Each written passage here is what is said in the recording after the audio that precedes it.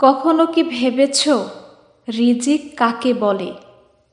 এটা কি শুধু টাকা, সম্পদ, খাবার, নাকি এর ভেতরে লুকানো আছে বরকতের রহস্য? আজ আমরা যে কথাটা নিয়ে ভাবব তা হলো, যে যত তাকওয়া রাখে রিজিক তার পিছে দৌড়ায়। এটা শুধু একটা কথা নয়, এটা হচ্ছে আল্লাহর প্রতিশ্রুতি, আল্লাহর কালামে লেখা একটা অদ্ভুত সত্য। আল্লাহ তাআলা সূরা আত-তালাকে বলেছেন, যে আল্লাহকে ভয় করে, তাকওয়া অবলম্বন করে, আল্লাহ তার জন্য উত্তরণের পথ সৃষ্টি করবেন এবং তাকে এমন জায়গা থেকে রিজিক দেবেন যেখান থেকে সে ধারণা করতে পারবে না।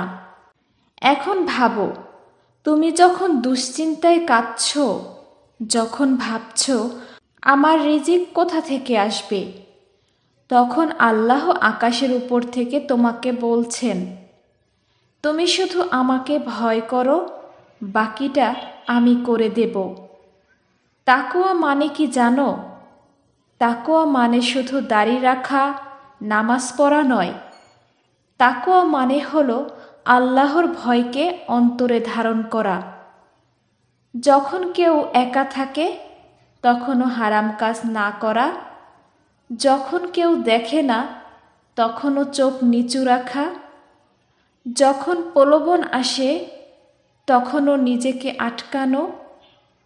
এই যে আল্লাহর ভয়, নিজেকে সংযত করা, এটাই তাকওয়া। আর আল্লাহ বলেন, তুমি যত তাকওয়া রাখবে আমি তত তোমার রিজিক বাড়িয়ে দেব। রিজিক দৌড়ায় তাকওয়াবানের পিছে। একটা গল্প শোনাই তোমাকে। একজন দরিদ্র মানুষ ছিল। প্রতিদিন সে মসজিদে নামাজ পড়ত, দোয়া করত, হে আল্লাহ, রিজিক দিন। মানুষ তাকে বলতো, তুমি কাজ করো না, আল্লাহ কিভাবে দিবে? সে বলতো, আমি কাজ করি, তবে প্রথমে আল্লাহর দরজায় যাই। একদিন সে নামাজ শেষে বের হয়ে দেখল মসজিদের পাশে একটা বৃদ্ধ মানুষ কাঁদছে। সে এগিয়ে গেল, বৃদ্ধ মানুষটিকে বলল, ভাই, আমি 3 দিন খাইনি। ওই দরিদ্র মানুষটি নিজের হাতে থাকা অল্প খাবারটুকু দিয়ে দিল। সেই রাতে আল্লাহ তার স্বপ্নে বললেন, তুমি অন্যর রিজিকের ব্যবস্থা করেছ, এখন আমি তোমার রিজিকের ব্যবস্থা করব। পরের দিন থেকে আল্লাহ তার জন্য এমন দরজা খুলে দিলেন যেখানে বরকতের শেষ নেই। এটাই তাকওয়ার ফল। যখন মানুষ আল্লাহকে ভয় করে, আল্লাহ তার জন্য এমন দরজা খুলে দেন যা কেউ বন্ধ করতে পারে না। আমার পরিশ্রম আছে তাই রিজিক আসবে না, রিজিক পরিশ্রমে নয়, আল্লাহর হুকুমে আসে। তুমি চেষ্টা করো, কিন্তু ফল আসে তাকওয়ার মাধ্যমে। কেউ কেউ প্রচুর টাকা পায় কিন্তু শান্তি পায় না। কারো কাছে অল্প আছে কিন্তু তার জীবনে আছে তৃপ্তি। এটাই বরকতের রিজিক। বরকত কেবল তাকওয়াবানদের জন্য। তুমি যদি চাও তোমার জীবনে রিজিক আসুক অবাক করা পথে, তাহলে তাকওয়া বাড়াও, হারাম থেকে দূরে থাকো।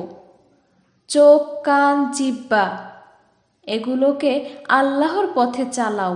অল্প নিয়েও শুকর করো।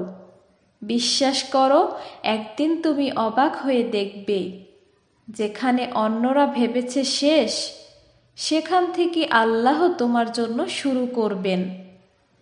তুমি নামাজ পড়ো, কুরআন তেলাওয়াত করো, অন্যর প্রাপ্য দাও। এই ছোট ছোট কাজগুলোই তোমার রিজিকের দরজা খুলে দেয়। কারণ আল্লাহ বলেন, যে শুকর করে আমি তাকে আরও বেশি দেই। অতএব কখনো হতাশ হইও না। তুমি যদি তাকওয়া অবলম্বন করো, তোমার রিজিক কখনো বন্ধ হবে না, বরং রিজিক তোমাকে খুঁজে বের করবে। চলো আজ থেকে আমরা এক প্রতিজ্ঞা করি, রিজিকের পিছে দৌড়াবো না, বরং তাকওয়ার পথে হাঁটবো, আল্লাহর ভয় রাখবো, সত্য বলবো, হারাম খাবো না, কারো হক মারবো না। দেখো তোমার জীবনের রিজিক নিজেই তোমার পিছে ছুটবে। যে মানুষ তাকওয়া রাখে সে কখনো একা হয় না, আল্লাহ তার সাথে থাকেন। তার রিজিকের দায়িত্ব আল্লাহ নিজে নেন। তাই রিজিকের চিন্তা ছেড়ে দাও, তাকওয়ার চিন্তা ধরো। কারণ যে যত তাকওয়া রাখে রিজিক তার পিছে দৌড়ায়।